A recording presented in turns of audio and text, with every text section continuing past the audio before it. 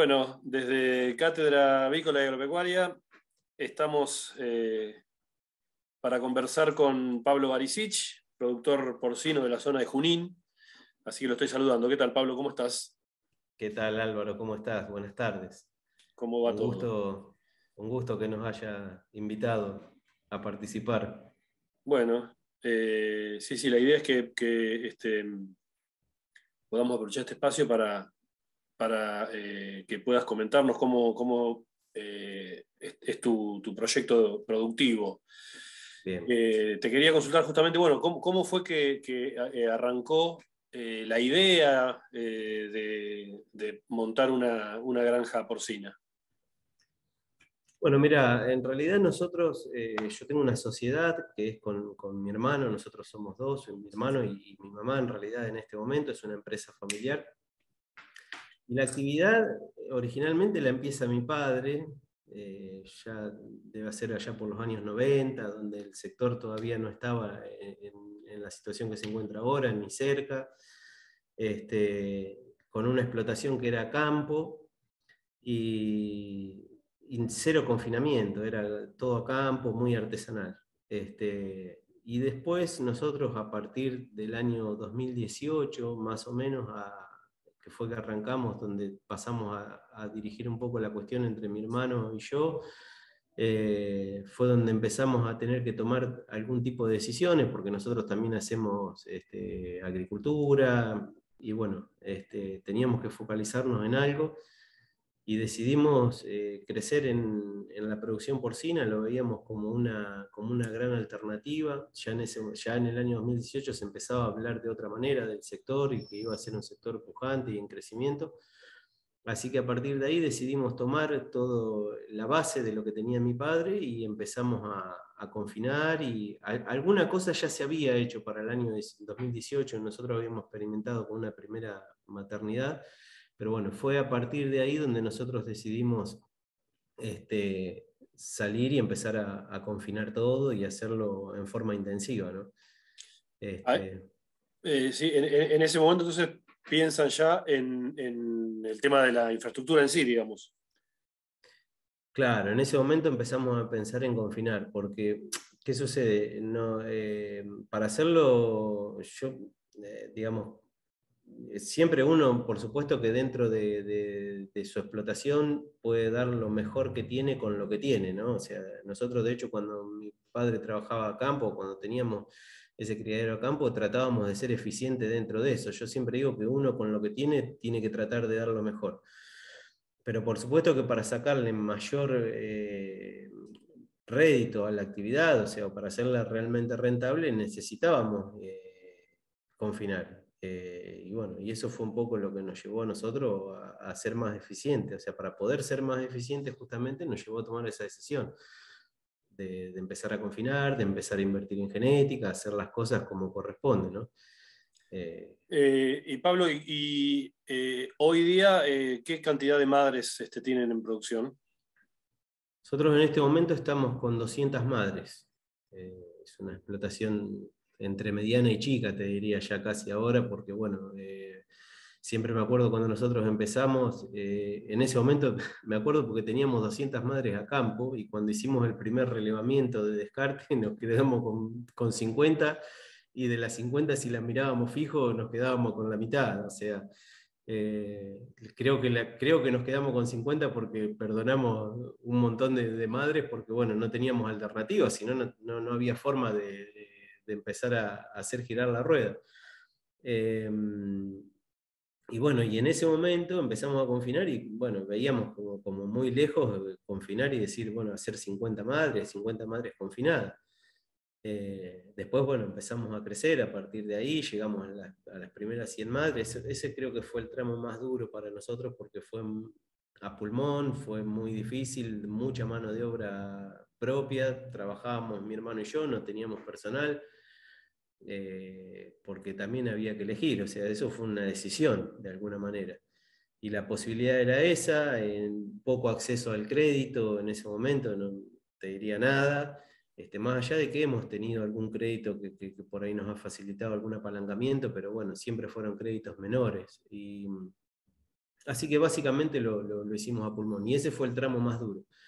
Después ya de las 200, de las 100 madres, llegar a las 200 fue más fácil, porque bueno, nosotros de alguna manera nos podíamos sustentar, ya aparte habíamos crecido más también en agricultura, nos apalancábamos de otra manera. Eh, Así que esa segunda etapa fue más fácil, pero obviamente que fácil siempre con trabajo, con sacrificio, ¿no? Pero digamos, fue más fácil que la primera. Claramente. Hoy, ¿cómo está plantado en cuanto a infraestructura la granja? ¿Qué tienen montado? Nosotros hoy ya la granja en este momento es una granja de ciclo completo. O sea, hoy tenemos absolutamente todo. Ya nosotros contamos con la nave de gestación, bueno, todo lo que es la parte de maternidad, toda la parte de recría y la parte de terminación, lo que son los engordos. Este, Obviamente que después tienen los espacios que son las cachorreras, bueno, todas esas cosas para poder trabajar en orden, porque siempre que vos vas confinando algo te va faltando. Esto es bueno saberlo porque es como que siempre falta algo, ¿no? Y bueno, y vas usando las mismas instalaciones que tenés y las vas medio combinando, pero bueno, ahora en este momento nosotros tenemos ya todo el ciclo completo, todo lo que es la parte de gestación, maternidad, la recría y los engordos. Este, Habías hecho una mención ahí al tema del salto de madres en producción, y también lo que había significado pasar de la producción a campo a la producción confinada y hacer la selección de los animales de a campo para ir al galpón, y bueno, ahí ya ver que la selección, si se hacía rigurosa, quedan muchos en el camino. Bueno, ahí claro. veo que el punto sería la genética, entonces por eso quería consultarte a ver cómo están con el tema genética actualmente. Claro, a partir de ahí eso también fue una decisión y fue otra inversión aparte del criadero. Porque ¿qué pasa? Lo que normalmente sucede cuando uno cría a campo, por eso siempre digo, vuelvo al principio, uno puede hacer las cosas bien aún a campo. Bueno, en ese momento nosotros no lo tratábamos de hacer, pero evidentemente no nos salía o algo pasaba, porque lo que uno normalmente hace a campo es que va dejando madres del propio plantel. Dice, bueno, esta madre, no sé, y la selección termina siendo por casi una cuestión de opinión o al dedo, por decirlo de alguna manera, sin ningún tipo de fundamento. Uno veía una madre que decía, bueno, parió tantos lechones o viene pariendo tantos lechones, listo, esta es la uso de abuela y la descendencia me la dejo como hija. Y en realidad la descendencia termina siendo un animal terminal. Si bien es una hembra en sí, pero es un animal terminal que en definitiva es un producto para carne. No está preparado como línea materna para reproducir. Bueno. Entonces tuvimos que empezar a invertir en genética y empezamos a trabajar con empresas de genética que se dedican realmente a eso, a comprar cachorras, a incorporar genética de verdad, a comprar machos terminales como corresponde. Y bueno, y a partir de ahí empezamos a crecer en ese proceso. Fuimos cambiando las empresas de genética, porque bueno, uno a veces va probando con una, después va probando con otra. Eh, Como todo en la vida, se va encontrando con quien encuentra mejor un equilibrio entre precio, beneficio y hoy te diría el trato comercial. O sea, yo creo que eso es fundamental. La empresa que te atiende, que realmente te provee lo que necesitas, termina siendo donde más cómodo uno se siente trabajando. Y así que hoy en día, bueno, nosotros trabajamos con una empresa de genética, la cual le pagamos un royalty por el uso de esa genética. La empresa lo que hace es proveernos lo que serían las abuelas, eh, y nosotros con esas abuelas pasan a servir o sea, se inseminan con material seminal de abuelo, y el producto del cruzamiento del abuelo y la abuela es la F1, la primer filial, que significa, ¿no? Que es la cachorra que hoy todo el mundo conoce normalmente en los criaderos. Dice, bueno, cuando dice, bueno, voy a comprar la F1. La F1 o te la haces vos dentro de tu propio criadero, de esta forma que yo te estoy mencionando, teniendo el núcleo genético, o bien la podés directamente comprar a la empresa de genética y decir, bueno, plantear un esquema de reposición y que la empresa de genética te provea una cantidad de F1 mensuales. O sea, yo creo que un criadero hoy, para trabajar en un buen nivel genético, para no caerse, para mantener los estándares productivos, tenés que hablar no menos de un mínimo 45-50%, y vas a encontrar gente que te va a decir más, pero bueno, un 45% o 50% de una tasa de reposición anual. Eso quiere decir que, digamos, en un criadero, no sé, de 100 madres, vos tenés que estar entrando por lo menos con una cachorra por semana. En un criadero como el mío, 2 o 3 cachorras por semana. O sea, eso la empresa de genética o te las provee mensualmente o bimestralmente, las entregas se pueden pactar, digamos, porque la cachorra hay que llegar, no es solo que llega y se sirve, la cachorra tiene que llegar, hay que hacerle la recepción, hay que recibirla, tiene que estar apta, hay que recelarla, hay que ver que esté apta para servicio, hacerle todos los tratamientos sanitarios antes de que entre a formar parte del plantel, ¿no? Hay que recriarla. Así que cuando está óptima pasa un tiempo. Uno puede plantear las entregas, y bueno, la empresa o le provee la F1 o puede tener el núcleo dentro del establecimiento y hacerlo. En nuestro caso hacemos eso, tenemos el núcleo genético, nosotros tenemos las abuelas y las F1 las generamos nosotros, las fabricamos ahí adentro. Eso tiene una ventaja. Nosotros, Sí. ¿por qué lo hacemos? Me voy a adelantar a la pregunta, ¿por qué lo hacemos? Porque eso tiene una ventaja en cuanto a lo sanitario. Primero porque, bueno, a veces como todo, por más que la empresa de genética sea buena y tenga la mejor buena voluntad de atenderte y de entregarte los animales en tiempo y forma, puede pasar que por algún motivo o lo que fuere externo, los animales no lleguen o que se demoren las entregas, y bueno, nosotros eso por un lado no lo tenemos, las entregas están garantizadas porque los animales nacen ahí. Claro. Y la ventaja más importante que tiene esto es la parte sanitaria. El animal nace en la granja, nace con todas las patologías o con todas las cosas que se encuentran dentro de la granja. Cada establecimiento tiene sus propias enfermedades, para que se entienda en criollo, y bueno, Claro. estos animales ya lo adquieren a la hora de nacer, entonces se crían ahí, nacen ahí, van ahí, sus hermanos, que son los animales que se van a ir después a faena, comparten hasta los 160 días de vida. Entonces, bueno, ya es un animal que sanitariamente está mucho mejor armado. Perfecto. Y por otro lado, no entra ningún animal de afuera que de alguna manera también siempre te está ingresando enfermedades. Por supuesto. El Claro. hecho hoy, yo creo que Un hoy gran las riesgo en un criadero, ¿no? granjas, sí, sí, yo creo que la parte sanitaria hoy las granjas es la parte más importante. El capital sanitario es lo más importante que puede tener una granja. Así que Eh, cuidar esas barreras es fundamental. Absolutamente. Pablo, ¿y qué balance harías del uso de la genética? Digamos? ¿Qué le significó a usted esta incorporación de genética? ¿Cómo lo ves ahora? Nosotros el hecho de incorporar genética, no, realmente fue un cambio rotundo, o sea, porque nosotros pasamos, en realidad cuando uno toma esta decisión es porque atrás de esa decisión persigue un número. Las líneas de genética fueron avanzando a lo largo de la historia, porque digamos, cuando nosotros empezamos eran un número. Yo me acuerdo cuando nosotros empezamos, la gente decía, no, hay que destetar 8 lechones por madre. Y hoy si decís 8 lechones por madre, te fundís. Y estamos hablando o sea, las empresas genéticas fueron evolucionando, fueron trabajando sobre los nacidos vivos, sobre el peso al nacimiento, sobre un montón de cuestiones que hoy hacen que, bueno, una cerda pare, no sé, a lo mejor 16, 17 animales totales o 15, 5 animales totales, tienen potencial para destetar 14. Después, bueno, hay que ver cada granja, las instalaciones, el personal y un montón de factores que después llevan a que esos 14 lechones se puedan destetar. Pero digamos que un promedio de 12, 11, 8 hoy lo puede destetar cualquier granja tranquilamente. ¿Ese es Y el promedio de tu granja?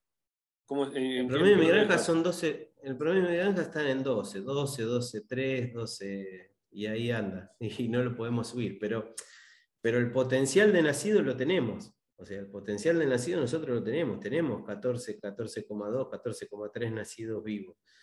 El problema está en que, bueno, después vos necesitas personal, porque depende de la cantidad de personal que tengas y las horas de dedicación que tengas a eso, en que vos puedas destetar esos 14 vivos. En el medio hay una mortalidad. Claro. Y digamos, una persona hoy trabajando horas hombre, más de 8 horas por día no trabaja nadie. Entonces depende de las granjas. Si hay granjas con turnos de 24 horas, bueno, esa granja tiene garantizado más destete, seguramente. Después, obviamente, también tiene, no es solo la presencia de la gente, porque vos podés meter un batallón de gente dentro de la granja si no los tenés capacitados y si no saben qué van a hacer, también va derecho al fracaso. O sea, hay otros factores. Pero digamos, es fundamental la cantidad de horas de permanencia dentro de una maternidad, por ejemplo, para destetar o estar todo lo más cerca de esos 14 potenciales nacidos que tiene la cerda. Y después es el peso con el que vos vas a destetar, que es otro indicador fundamental. O sea, no es lo mismo destetar con 5 kilos que con 6, que con 7 o que con 8. O sea, todo lo que más te arrime a los 8 mejor. Yo creo que hoy una granja promedio debe estar cerca de los 6 kilos y medio, 6 kilos y medio, 7 para no fantasear, 6 kilos 600, 6 kilos 700, en esos kilos deben andar. Eso debería ser más o menos lo normal. Y por supuesto, volvemos a lo mismo. Si tenés gente con 24 horas y con más atención y con más tecnología, quizás los pueda superar. Pero pongamos que los promedios deben andar ahí en 6 kilos y medio, 6 kilos 700. En cuánto está, a propósito, tu promedio y a cuántos días hacen el destete? Y nosotros estamos ahí. Ahora digamos, uno tiene que hacer el cálculo anual, ¿no? Porque después tenés épocas estacionales, como en esta época, en el invierno las cerdas comen más, por ende hacen más leche, por ende los lechones crecen más y es más difícil el desafío en verano. Pero cuando vos haces el promedio anual, nosotros andamos cerca de los 6 kilos 700, 6 kilos 800 más o menos. Eso con 22,5, 23 días destetado. O sea, uno dice, bueno, desteto a 21 días, pero bueno, desteto a 21 días sería riguroso decir, bueno, yo desteto, cuando cumple los 21 días los desteto. Eso en las granjas grandes sucede, porque hacen varios destetes en la semana, entonces vos decís, bueno, a los 21 días destetan. En las granjas chicas, en las explotaciones familiares, como es el caso de la mía, lo que normalmente sucede es que uno desteta en un día fijo de la semana. Entonces vos decís, bueno, normalmente te diría que el Día Internacional de Destete es el jueves. Jueves, viernes es el día que se desteta en la mayoría de las granjas. Entonces, ¿qué pasa? Todos los animales que nacieron hace 4 semanas, hace 4 semanas atrás, un día jueves se van a destetar. Y ahí tenés el promedio, o sea, tenés los que tienen 20 días y los que tienen 24, entonces, bueno, el promedio te cierra así, te cierra entre 22. El promedio de mi granja está es 22, 5, 23 días. Sí.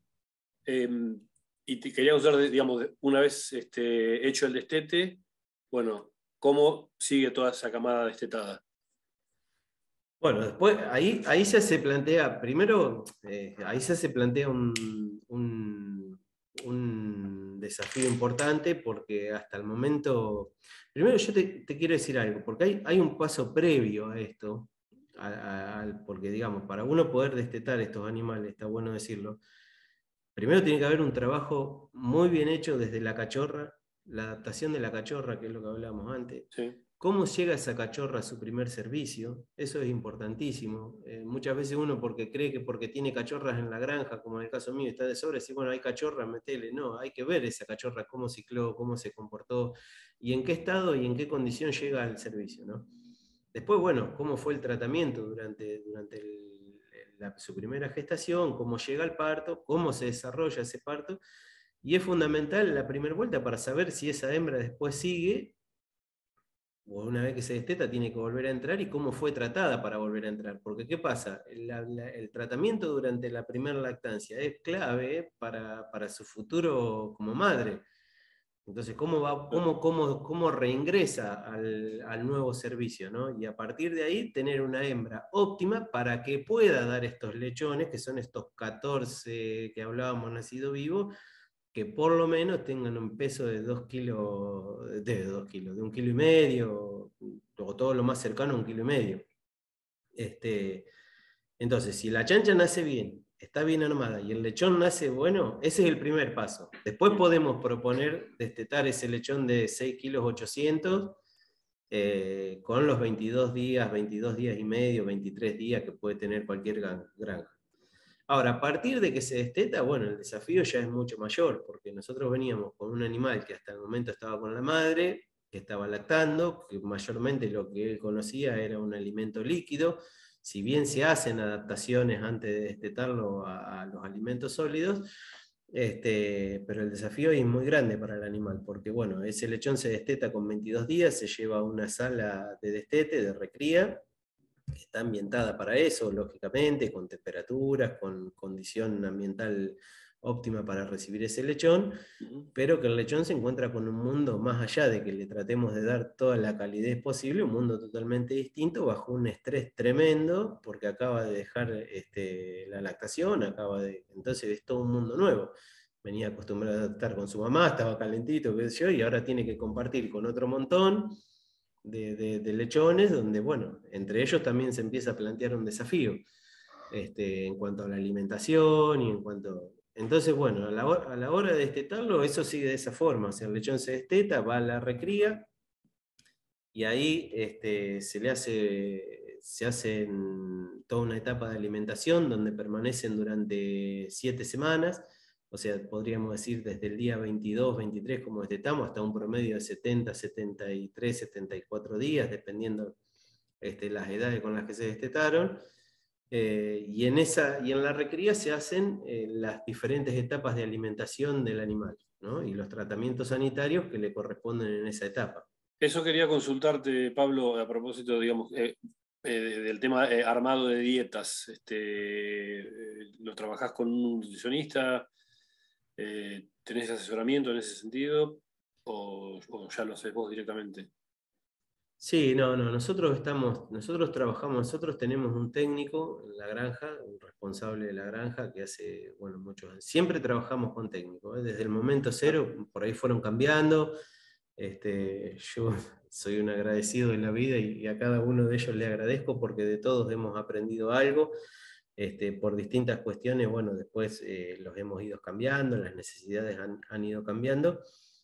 Hoy en día nos asesora una persona que trabaja en la granja, no está exclusivo de la granja, es un asesor externo, pero bueno, una vez al mes o cada 20 días nos visita y es quien arma todo el tratamiento sanitario, nutricional, también participa mucho con la gente, entrenando, y bueno, trabajando codo a codo con las necesidades, más allá de lo sanitario, un veterinario que es produccionista, en realidad se dedica a eso, y él es quien nos asesora.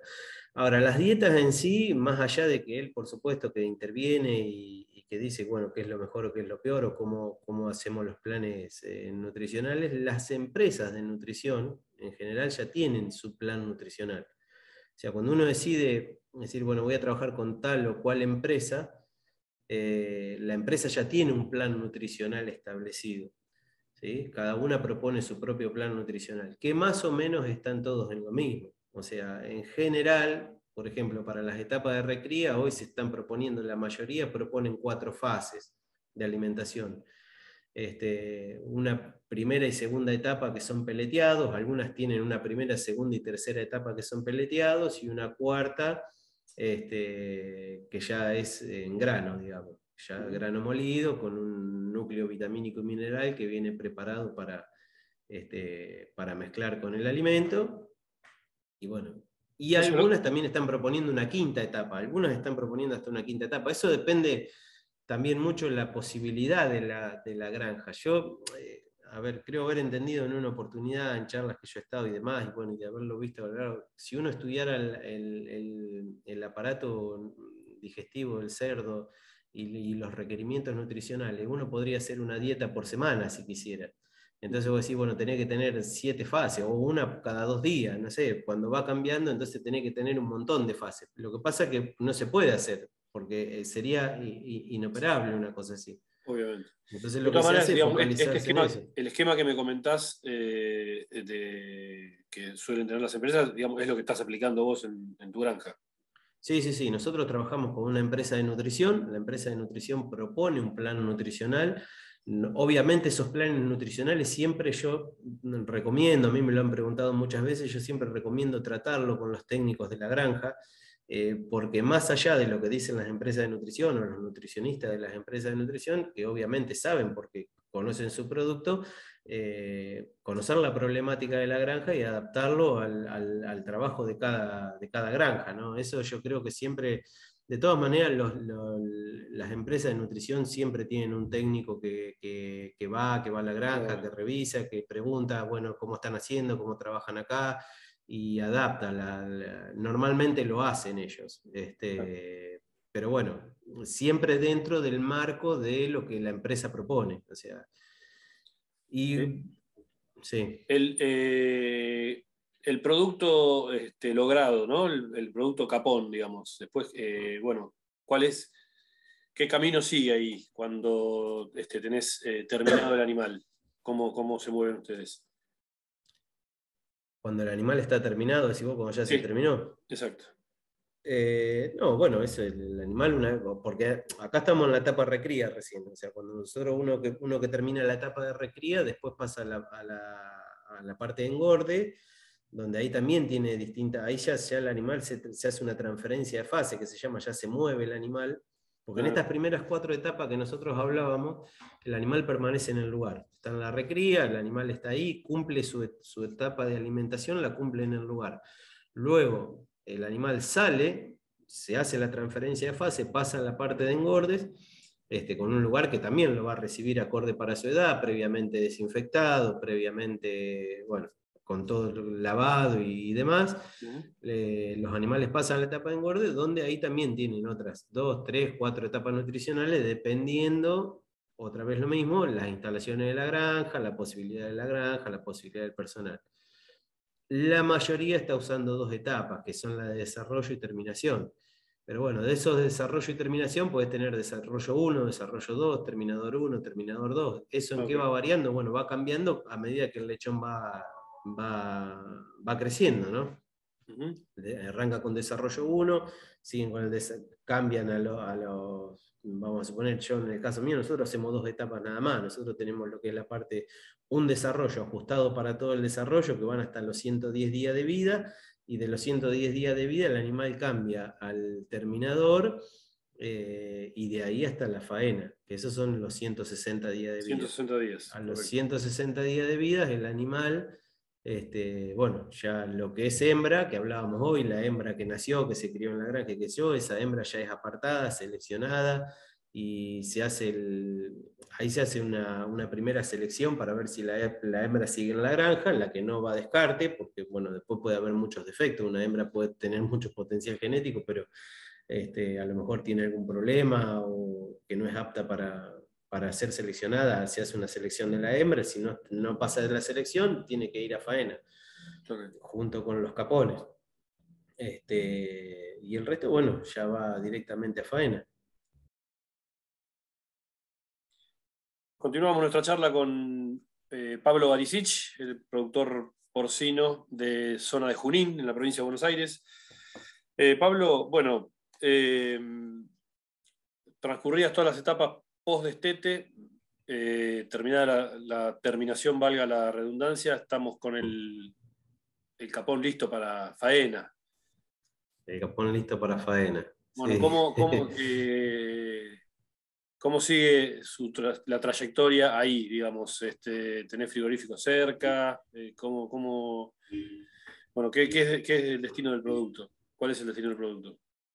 Sí, nosotros, bueno, todo lo que vendemos lógicamente es en pie, o sea, no estamos en ninguna integración en el paso siguiente de la cadena, así que vendemos a frigoríficos. Nosotros, o sea, la faena es todo en frigorífico, lógicamente, toda la faena del país es en frigoríficos, en distintos frigoríficos, y nosotros en este caso estamos vendiendo, pero un frigorífico a 200 y pico kilómetros de Junín, más o menos. y vendemos directamente a una gente que, bueno, que son industriales, ellos se dedican a la producción de, ¿cómo que se dice? De fiambres, hacen cortes, este, que hoy son más conocidos o son usuarios de faena, matarifes abastecedores, como salen en las guías. Ujú. Pero bueno, en definitiva son frigoríficos, son sitios 2 donde ellos, bueno, en realidad tampoco faenan. Nosotros mandamos a un frigorífico, el animal se faena ahí en el frigorífico, luego ellos lo van a buscar una vez que la mercadería se enfría, porque una vez que el frigorífico lo enfría, hay una ley sanitaria que, una vez que lo enfaena, perdón, hay una ley sanitaria en la cual el cerdo se tiene que enfriar, toda la carne se tiene que enfriar en realidad. Sí. Una vez que está fría, que cumple con los requerimientos de frío, bueno, eso se viene a buscar con animales, ya con camiones térmicos y demás, y ahí ellos lo llevan a su desposte, donde, bueno, después procede al procesamiento del animal, ¿no? Y esta gente se dedica a hacer fiambre, salame, bondiola, cortes frescos también, o sea, hoy se vende muchísimo el corte fresco, así que ellos también venden mucho corte fresco, y la parte nuestra termina ahí. Con cuántos kilos sale el capón de tu establecimiento, Pablo? En estos momentos nosotros estamos saliendo, volvemos a lo mismo, o sea, vos tenés periodos en el año, lo mismo que te contaba al principio, no sé si recordás cuando hablábamos de la maternidad, que hay Sí. momentos en que la cerda come más, bueno, también por una cuestión estacional hay momentos en que el capón come más que en otros, ¿no? En el verano cuesta más, en el invierno come mejor. Eh, Ahora uno lo que tiene que medir es el promedio anual. Si yo me centro en este momento estamos sacando animales de 120 kilos, pero el promedio anual nos cierra en 117, 117 y medio. Ese es nuestro promedio anual. Ahora, uno podría decir, bueno, pero ¿se puede hacer más? Claro que se puede hacer más. Lo que pasa es que hay que invertir, hay que tener más capacidad de engorde, hay que tener básicamente eso, capacidad de engorde, de retención para poder seguir engordándolo, ¿no? ¿Cuántas ventas se hacen en el año normalmente? Nosotros trabajamos con un esquema semanal. No. La mayoría de las granjas trabaja con un esquema semanal, salvo por ahí alguna que por alguna cuestión de, bueno, de practicidad o lo que sea, trabaja quincenalmente, pero normalmente nosotros trabajamos con un esquema semanal. Ese esquema semanal se plantea ya desde el vamos, desde el servicio de la cerda. Nosotros se arma una banda semanal de hembras que se sirven, van a estar gestando durante 116 días. Luego pasan a la parte de maternidad, donde paren y van a estar otras 4 semanas, otros esos 21 22 días de los que hablábamos, lactando. Esa camada se desteta y bueno, y esa es nuestra banda semanal. Y todas las semanas es lo mismo. Esos animales se destetan, van a la recría, cumplen las diferentes semanas, luego van al engorde, cumplen las diferentes semanas y ahí se arma la banda semanal. Y por lo tanto tenemos un esquema semanal de venta. Todas las Bien. semanas nosotros tenemos que cargar una X cantidad de capones. Este, Realmente, digamos, es muy importante mantener una buena organización. Digamos, la granja tiene que funcionar como un reloj, Es un claramente. sistema, Es- es un sistema semi-abierto o semi-cerrado, no sé, en el cual en realidad lo mejor sería que sea lo más cerrado posible por esta cuestión sanitaria, pero bueno, dentro de ese sistema funciona como una rueda constante. Nosotros los animales que están naciendo esta semana, que van a formar parte de la semana, hoy no sé que estamos 17, 18 del año, ya me perdí, dentro de 20, 24 semanas se van a ir esos animales. claro. Se van a vender, van a ir a faena y van a ir todos juntos. La mayoría de los que nacieron, o sea, más allá de que en alguna transferencia de fase uno se cambia de semana o por ahí se desteta una semana después, pero más o menos todos los animales que nacen esta semana, dentro de 24 semanas, van a ir a faena. ¿Estás Ese es nuestro. presente permanentemente en la granja, Pablo? Sí.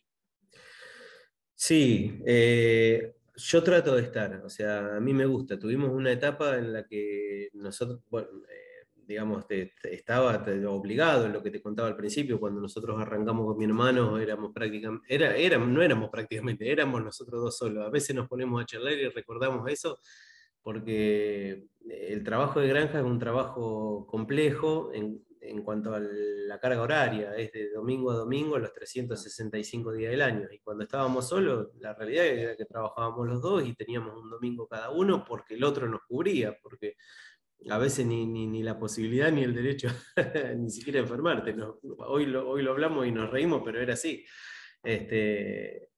Y bueno, yo siempre estuve en la granja, siempre estuvimos y a mí me gusta estar, me gusta participar. Por supuesto que cuando estábamos solos hacíamos todo, después cuando fuimos creciendo, nosotros fuimos ocupando alguno de esos puestos, o el de maternidad, o el de gestación, o el de molienda, más allá de que nos tocaba, lógicamente, como dueños, estar en todo, Claro. pero a su vez ocupábamos un lugar de eso. Después llegó un momento donde lamentablemente ya las ocupaciones y la cantidad de trabajo nos superaba y no podíamos ocupar un lugar porque estando fijo en un lugar perdíamos el eje del negocio. Así que de a poco, bueno, fuimos saliendo, fuimos suplantando con gente, lo que fue llevando a que la gente la entrenáramos nosotros también, que generalmente es lo que pasa en estas explotaciones chicas y que el que termina siempre entrenando es el dueño, más allá de los técnicos y demás que vienen, pero en la diaria los que están son los dueños. Así que sí, yo estoy siempre, estoy presente, y aparte me gusta estar, me gusta estar con ¿Y la gente, con los hoy día animales. con cuánto personal cuentan? Y en este momento nosotros hay 6 personas, y bueno, y estamos mi hermano y yo. También tenés que tener en cuenta lo que te dije, también hacemos agricultura, o sea que bueno, también nos dedicamos a la parte de cosecha y hay otras actividades en el medio, con lo cual también ahí lleva parte del personal, ¿no? Claro. Pero sí, abocados directamente a la granja, podríamos decir que en este momento son 5 personas. Y La nosotros idea, yendo y viniendo constantemente, ¿no? sí, sí, claro. Y Bueno, ustedes participando de un montón de actividades, suplantando donde hay que estar, o sea, vos también tenés la explotación agrícola, así que podrías decir que, la granja es una especie de agregado de valor a la explotación en agricultura que tienen. sí, sí, sí, totalmente. Bueno, vos lo sabés bien, o sea, vos en cualquier cadena económica tenés varias maneras de agregar valor. Puede ser para abajo o puede ser para arriba. O sea, Ujú. en este caso, pues, supongamos una persona que solo tiene una empresa que solo tiene el criadero de cerdo, o puede arrendar campos y hacer su propio grano, de la misma manera que puede ir para arriba y, no sé, faenar los animales o dar otro paso en la cadena. En este caso, nosotros lo que hicimos con el criadero fue agregar valor para arriba, o sea, es un claro agregado de valor. Creo que eso es fundamental en un país como Argentina para poder apalancar las actividades.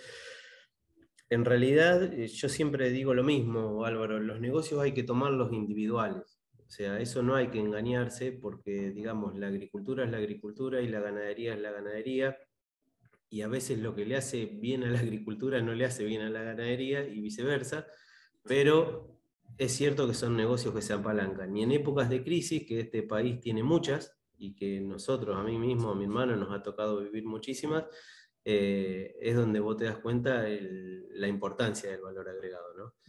De todas maneras, vuelvo, insisto sobre esto, no hay que engañarse, o sea, el grano tiene un valor, hay que ponerle el valor de ese grano, porque si no uno tiene la posibilidad de venderlo, pero bueno, lógicamente que agregando valor uno lo vende de mejor manera, ¿no?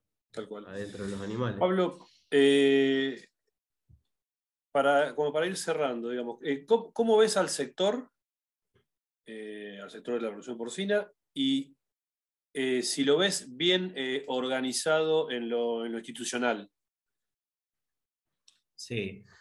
Yo creo que el sector porcino es uno de los sectores que más ha crecido en los últimos años, del año 95 se podría decir a esta parte, donde el capón, donde el sector tuvo un cambio rotundo a partir de la tipificación de la canal, de la carne, y donde se empezó a premiar el magro y se empezó a hacer todo este tipo de inversiones de las que veníamos hablando y invertir en genética y demás. Creo que a partir de ahí hubo una explosión, y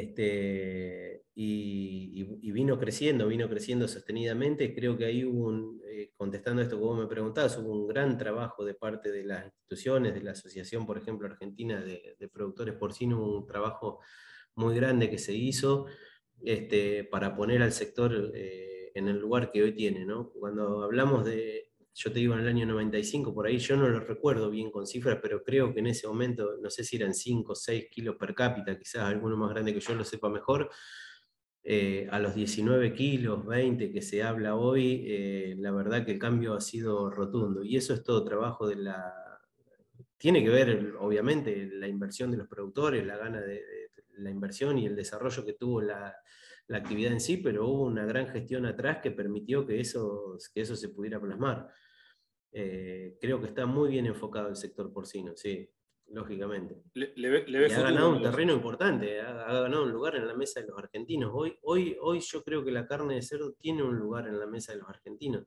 Hoy en cualquier, vos fíjate que en cualquier parrilla hay una bondiola, hoy en cualquier casa se come una, ya cualquiera habla de una costeleta de cerdo, una milanesa de cerdo, que más allá de que es una carne alternativa, porque sigue siendo una carne alternativa, es una carne barata comparada con otras carnes, tiene propiedades nutricionales muy importantes y realmente, bueno, ya te digo, tiene nutricionales importantes y es una carne barata que puede llegar a la mesa de todos los argentinos. ¿Le aconsejarías a un inversor que entre en la producción porcina hoy? Sí, sí, yo creo, sí, sí. Yo, a ver, siempre creo que invertir es bueno, creo que invertir en el país es bueno. Después hay que ver qué inversor y de dónde son los capitales. Hay muchas cosas para ver, ¿no? Pero sí, yo creo que siempre es bueno invertir en la producción, creo que es un sector que tiene mucho futuro. Vos pensás que el mundo en realidad come cerdo. El 60% de la carne que se come en el mundo es cerdo. O sea, lo que ha pasado en Argentina a lo largo de los años y de que acá, bueno, porque somos un país, nosotros somos más ganaderos, nos gusta el asado de vaca y somos así, pero eso es propio del argentino. En realidad el mundo come cerdo. La carne más consumida es la de cerdo. Y yo creo que Argentina no puede ser exenta a lo que hace el resto del mundo y va camino a eso. En algún momento va a llegar. O sea que creo que el momento es óptimo para invertir, para ingresar, porque creo que tiene mucho futuro. Creo que tiene mucho futuro y es un sector que lo tenemos que hacer grande. Ya ha crecido mucho, creo que lo tenemos que hacer grande. Y hay un proyecto de hacerlo grande. Ojalá se cumpla. O sea, Bueno, veremos qué te veo pasa. optimista, Pablo, entonces. Te veo optimista. Sí, tengo que estar optimista. Bueno, te agradezco mucho todo lo que nos has comentado. Es bueno poder compartir todo esto, todo este trabajo que estás haciendo. Tu granja, digamos, ya tiene unos años de producción bueno, la idea era